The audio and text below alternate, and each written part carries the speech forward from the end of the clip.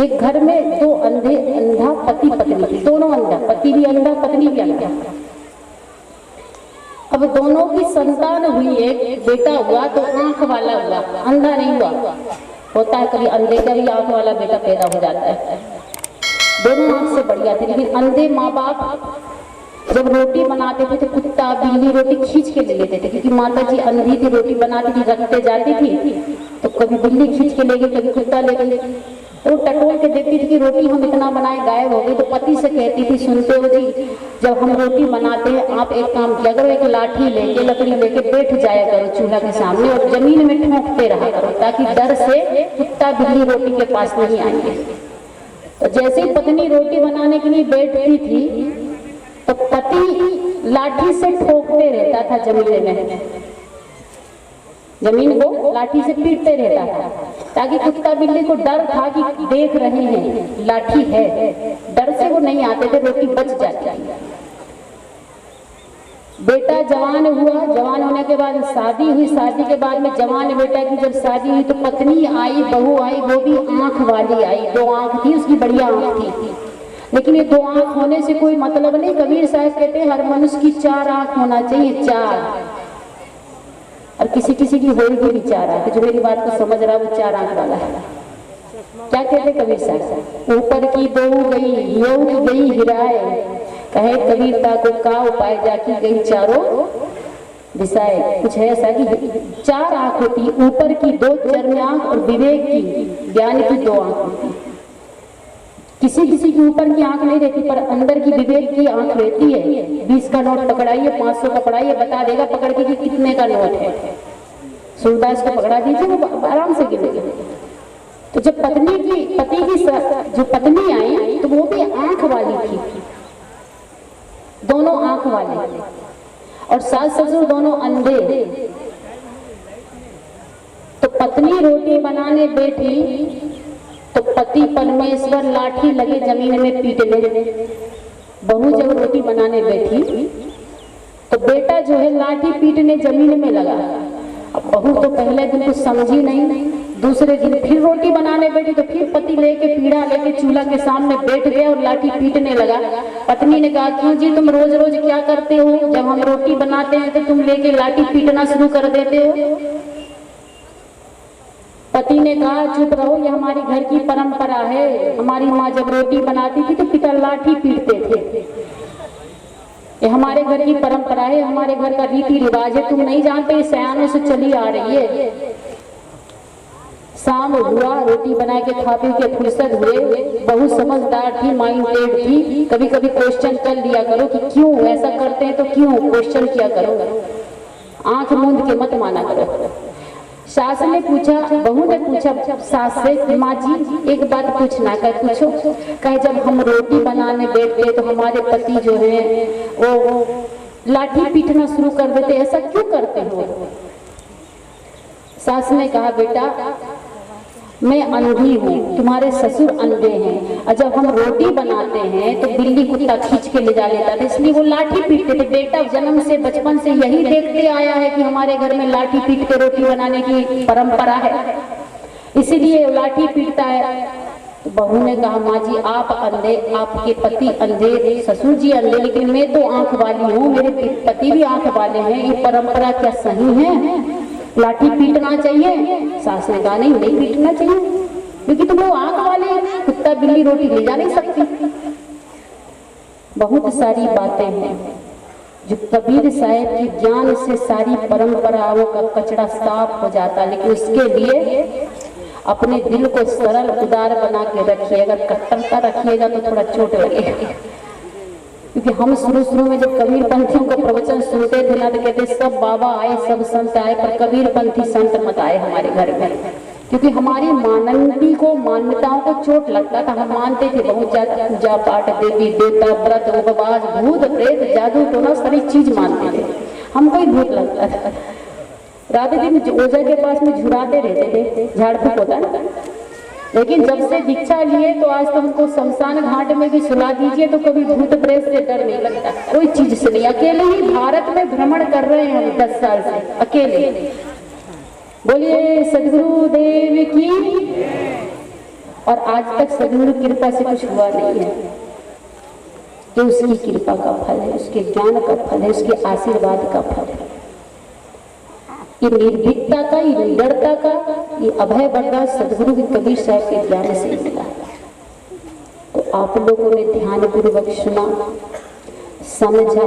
अगर गलती हो गई होगी, बोलने में कहीं मिस्टेक हो गया हो, किसी की भावना को ठेस भी लग सकती है, अगर लग गया हो तो हाथ जोड़कर माफी है।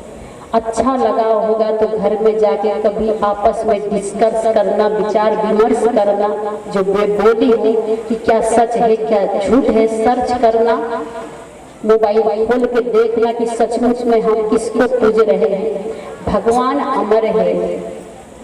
जो भी महापुरुष है, संत कबीर साहब हो, चाहे मीरा हो, शबरी हो, राम हो, ये अमर है, फोटो से अमर नहीं है। ये ज्ञान वैराग भक्ति से, कर्म से अमर होते हैं। भगवान श्री राम किससे अमर हुए? अपने कर्म से, अपनी मर्यादा से। इसलिए मर्यादा पुरुषोत्तम राम कहा जाता है। भगवान हो चाहे संत महापुरुष हो, ये अमर होते हैं, पूजनीय होते हैं। किस चीज से? अपने कर्मों से, अपने ज्ञान से, अपने वैराग्य से, अपनी भक्ति से पूजनीय होते हैं। इसलिए उनके कर्मों का आदर्श चरित्र अपने जीवन में अपनाने का प्रयास कीजिए। उनके कर कमरों में, उनके पद चिन्हों में चलने का प्रयास कीजिए। जब हम उनके बताए रास्ते पर चलते हैं तो यही असली भक्ति होती है। कबीर पंथी का मतलब नहीं खाली कंठी लपेट लिए, भूत प्रेत भी लग रहा है, जादू टोना भी लग रहा है, व्रत भी कर रहे हैं, उपास भी कर रहे हैं, सारा चीज कर रहे हैं। मतलब आपको भी कबीर साहब का ज्ञान ही नहीं हुआ है। खाली कंठी बांधने से क्या होता है? पक्का ज्ञान होना चाहिए। डर है अंदर, भगवान रुक जाएगा। डरे मतलब आप अभी कबीर पंथी हुए नहीं। कबीर पंथी मतलब निडरता का, निर्भय का, अभय का है। भय रहित कर्म से डरिए, भगवान से मत डरिए, कर्म से डरिए, पाप कर्म करने से डरिए। और पाप कर्म कर लिए, कर्म से नहीं डरे तो भगवान को आप कितने नारियल चढ़ाइए, कितनी अगरबत्ती लगाइए, कोई फायदा नहीं होने वाला। क्योंकि कबीर साहब ने कहा, आपन कर्म न मेटो जाई, कर्म का लिखा मिटे धो कैसे, जो युग कोटि सिराई। गुरु वशिष्ठ मिली लगन सुधायो, सूर्य मंत्र एक दीना, जो सीता रघुनाथ ब्याई, पल के संचना कीना। अपना कर्म कभी नहीं मिटता। भगवान श्री राम और भगवान सीता की लग्न शादी का मुहूर्त दो विद्वान पंडित गुरु वशिष्ठ और गुरु विश्वामित्र ने मिलकर शोधा था। फिर भी सीता की शादी के बाद दुख पर दुख, संकट पर संकट आया। कभी सीता को सुख नहीं मिला, कभी नहीं मिला बेचारी को। आप लोग तो बहुत सुखी हैं। सीता का जीवन देखिएगा ना तो आंखों से आंसू आ जाएगा। एक बार की घटना बता देती, फिर बातों को विराम दूंगी। हम लोग के आश्रम में नया नया वो कैसेट डाल के देखने का, फिल्म देखने का, वो नया नया क्या कहते थे उसको, MP3 क्या कैसेट लगा के चलाने का, वो नया नया खरीदे थे। हमारी बड़ी साहब कहीं प्रोग्राम में चलेगी तो बच्चे जूनियर, अब यंग एज मैंने बताई ना बड़ा खतरनाक होता है। तो हम लोगों ने सोचा कि चंदा करते हैं, कोई फिल्म ला के देखते हैं। सच्चाई जो है वो बता रही। तो सबने उस समय 10-10 रुपया चंदा किया। 10-15 साल भी थी और सोचे फिर कि कौन सी पिक्चर देखना है। तो कोई कुछ बोला, कोई कुछ, किसी ने कहा झांसी की रानी देखेंगे, किसी ने कहा कृष्णा सीरियल देखेंगे, किसी ने कहा रामायण देखेंगे, किसी ने कहा बुद्ध भगवान का सीरियल देखेंगे। ऐसे धार्मिक सीरियल का सब जिसका चला। तो वोट हुआ, वोटिंग में सबसे ज्यादा रामायण सीरियल का चला। तो सबका फाइनल हो गया कि रामायण सीरियल की कैसेट ही लाके देखना चाहिए। साहब 15 दिन के लिए बाहर गई, तब तक पूरी कैसेट देख लेंगे। तो रामायण सीरियल का जितना भाग था सब लेके आए। रोज खाने के बाद में हम लोग पाठ करते थे, जल्दी जल्दी पाठ करके, जल्दी सपाट करके, और बस बैठ जाते थे रामायण सीरियल देखने। रामायण सीरियल जैसे ही शुरू होता था तो हम लोग बड़े ध्यान से टीवी में कैसेट डाल डाल के देखते रहते थे रात के 10 बजे तक। 4 बजे उठना है, ध्यान करना है, तो 10 बजे तो सोना है। तो सब प्रसंग ठीक ठाक लगा, लेकिन एक दिन का प्रसंग में जो देखी उसमें से कभी रामायण सीरियल नहीं देखी। हालांकि वो नकली बना है, लेकिन असली कहानी में बना है, नकली रोल किया गया। लेकिन जो रोल की हीरोइन बिल्कुल ऐसा लगता है कि वो साक्षात सीता ही है। कोई उसको नहीं कहेगा कि ये हीरोइन है। इतना सुंदर रोल किया। तो एक रोल उसका आया, एक सीन टीवी में सामने आया, मैं बैठ के देख रही थी, रात के 10 बज रहे थे, कि भगवान श्री राम सीता की परीक्षा लेता है कि रावण के पास रही थी, पता नहीं पवित्र रही कि नहीं पवित्र, अग्नि परीक्षा हो गई। इसके बाद फिर समाज में जब आ गई तो फिर गांव वाले उंगली उठाते कि पता नहीं वो सीता रावण के पास रही, कहाँ वो बची होगी। लोगों का मुंह है ये किसी को भी कुछ बोल सकते हैं, हम लोगों को भी बोलते हैं, ऐसा नहीं कि हम लोगों को ही नहीं बोलता। इतने लोग हाथ चढ़ाते ना, जिसमें से कुछ लोग हैं जो गाली भी देते हैं, जो बुराई भी करते हैं, ये सबके साथ होता है। गांव में इतने अच्छे लोग इतना अच्छा काम किए, लेकिन इसमें से कुछ ऐसा होगा जो कार्यक्रम की बुराई भी करेगा। एक तो धोबी जो कहते हैं ना, ताना सीता को मारा धोबी ने, कि वही सीता जो रावण के यहाँ रही, ऐसे तो किसी की पत्नी भी रहे, हमारी पत्नी भी कहीं चल जाएगी तो, लेकिन हम नहीं रखेंगे, वो राम है, रख लिया। ये धोबी का ताना रहा, ये ताना तो हर मुंह में रहेगा। तो सीता की फिर परीक्षा ली गई, फिर परीक्षा में पास हो गई। तीसरी बार जब परीक्षा ली गई, सीता का दिल फट गया कि मैं कितनी बार परीक्षा दूं, मैं इतना पावन हूँ, पवित्र हूँ, राम भगवान जानते हैं, प्रभु जानते हैं, मेरे पति जानते हैं, मैं परीक्षा भी दे चुकी हूँ, सारे समाज में फिर इसको बुलाया गया कि फिर परीक्षा दो। रोते रोते कहा कि मैं थक गई हूँ परीक्षा देते देते। मैंने भगवान राम की तरफ सपने में भी कभी रावण का चिंतन नहीं किया, मेरे मन में, मेरे हृदय में केवल राम भगवान विराजमान। लेकिन मैं थक गई परीक्षा देते देते, धरती माता मुझे अपनी धरती में, अपनी गोद में मुझे उठा लो, समेट लो।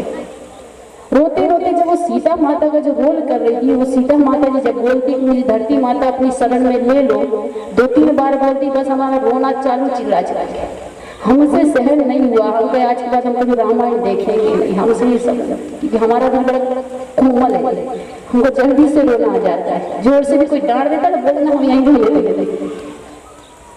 बड़ा दुख लगा हमको कि एक महिला जो बार बार परीक्षा दे रही, बार बार उससे पूछा जा रहा है कि तुम वहां रही, कैसी रही, पता नहीं, हमको परीक्षा दो, क्योंकि धरती माता मुझे अपनी गोद में ले लो, मुझे अपने जीना ही संसार में।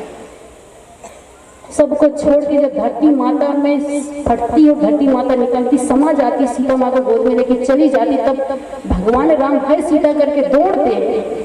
हमारा आंखों से वो दृश्य, उस दिन से हम कभी पिक्चर, सीरियल, टीवी देखे ही। कहने का मतलब